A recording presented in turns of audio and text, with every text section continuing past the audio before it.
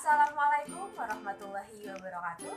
Halo teman-teman, kali ini kita akan membahas salah satu cerita lucu yang banyak beredar di masyarakat adalah anekdot.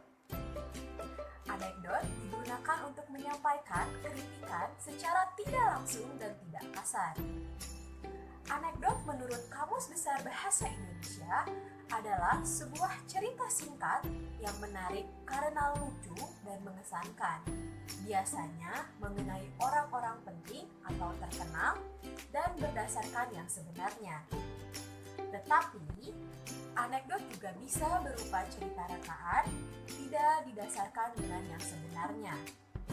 Pada zaman dahulu, anekdot sering banyak kita temui di sebuah media cetak, tetapi pada saat ini, pada zaman sekarang, kita dapat menemukan anekdot dalam bentuk gambar atau foto di berbagai media sosial yang biasa kita sebut dengan meme.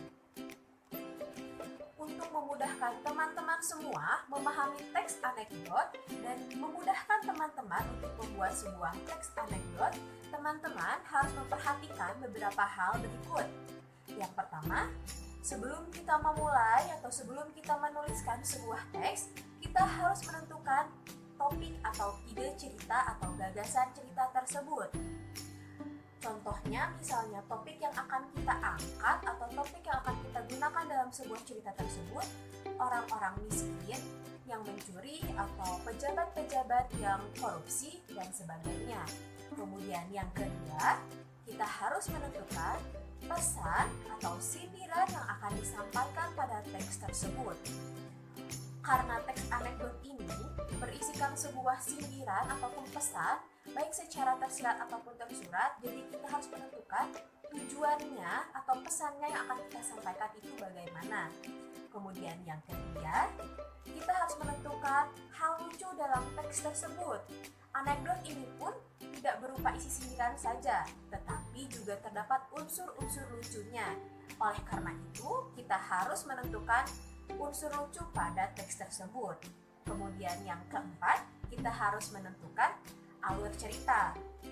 Untuk memudahkan teman-teman dalam menentukan alur cerita, teman-teman harus memahami mengenai struktur teks anekdot. Struktur teks anekdot terdiri dari satu, abstrak. Abstrak ini merupakan awal cerita yang nantinya akan menggiring para pembaca untuk menggambarkan atau mengilustrasikan sebuah teks cerita tersebut. Kemudian yang kedua, ada struktur orientasi. Orientasi ini isinya merupakan latar belakang dari cerita tersebut. Kemudian yang ketiga, ada krisis. Krisis ini isinya merupakan permunculan masalah dalam cerita tersebut. Kemudian yang keempat, ada reaksi. Reaksi ini berisikan pemecahan masalah atau penyelesaian masalah. Kemudian yang terakhir yaitu ada koda. Koda di sini yaitu adalah akhir cerita atau penutup cerita. Kemudian hal yang harus diperhatikan dalam membuat sebuah teks anekdot, kita harus memperhatikan dalam pengembangan teksnya. Dalam pengembangan teks tersebut, kita harus memperhatikan beberapa hal, yaitu ada menyunting, kemudian merevisi, kemudian menyusun kembali teks tersebut, kemudian memberikan judul teks tersebut. Dalam pengembangan teks ini, kita harus memperhatikan kaidah kebahasaan dan juga kaidah penulisannya, supaya bisa menjadikan sebuah teks tersebut menjadi teks yang utuh dan padu dan baik dalam kaidahnya. Untuk memudahkan teman-teman dalam memahami teks anekdot, teman-teman bisa membaca atau melihat contoh teks anekdot berikut ini.